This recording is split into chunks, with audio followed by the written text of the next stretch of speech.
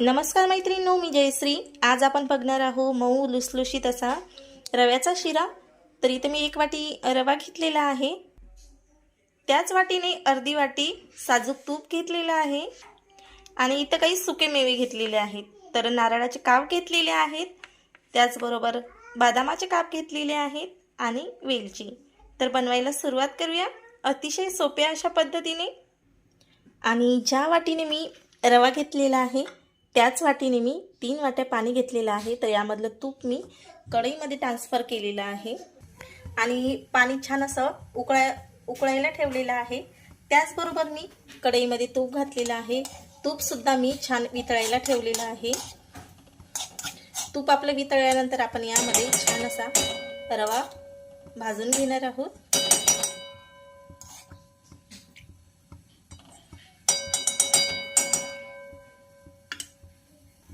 तर बऱ्याचपैकी आपले तूप वितळलेलं आहे, यामध्ये आपण रवा घालणार आहोत। रवा मी इथं बारीकच वापरायचा आहे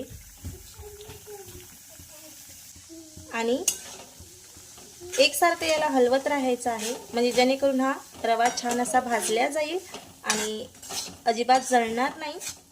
तर मस्तपैकी कमी गॅसवर आपण याला छान असं भाजून घेणार आहोत।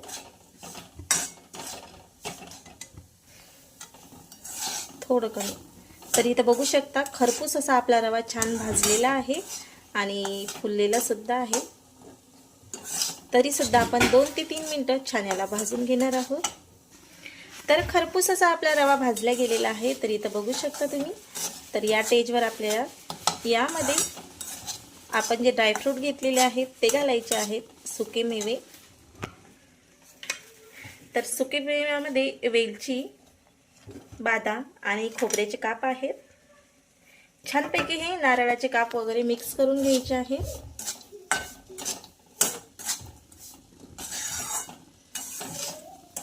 सुद्धा नाही, छान मंद गॅसवर हा खरपूस असा भाजून घेतलेला आहे आणि त्याचबरोबर इकडे पाणी सुद्धा छान उकळलेलं आहे। तर यामध्ये आपण पाऊण वाटी साखर घालणार आहोत। गोळीनुसार तुम्ही साखर कमी जास्त करू शकता। तर पाण्यामध्ये साखर छान विरघळलेली आहे। तर या स्टेजवर आपण रव्यामध्ये हे उकळतं पाणी घालणार आहोत। तर थोडं थोडं करून आपल्याला रव्यामध्ये उकळतं पाणी घालायचं आहे।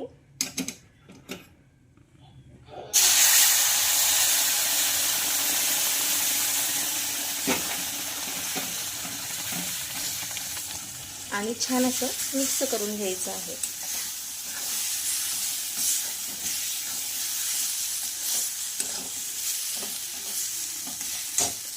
राहिलेलं पाणी सुद्धा आपण रव्यामध्ये घालून घेणार आहोत।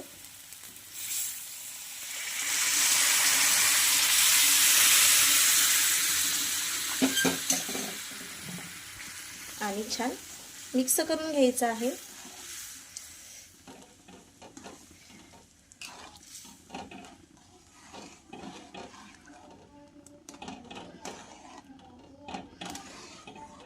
तर या गाठी सगळ्या आपल्याला फोडून घ्यायच्या आहेत।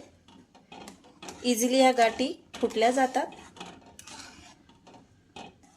गॅस मंदच ठेवायचा आहे आणि छान असं मिक्स करत घ्यायचं आहे।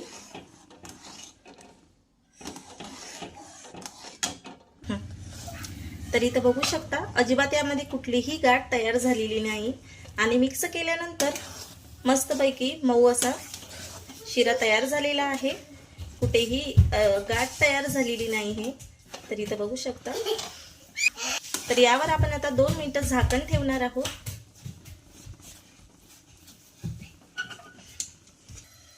तर इथं आपली 2 ते 3 मिनिटं झालेली आहेत आणि शिरा बघू शकता अतिशय मऊ असा रेडी झालेला आहे। तर झाकण काढून घेणार आहोत आपण आणि बघू शकता शिऱ्याचं टेक्स्चर कमी तुपामध्ये अतिशय मऊ आणि छान असा आपला शिरा तयार झालेला आहे।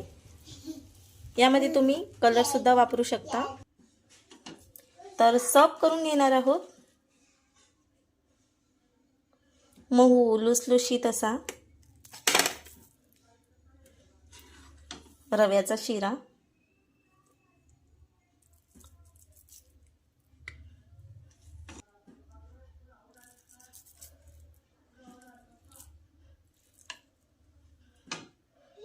तर कशी वाटली तुम्हाला रेसिपी नक्की कमेंट करून सांगा. आवडल्यास लाईक शेअर सबस्क्राईब करायला अजिबात विसरू नका.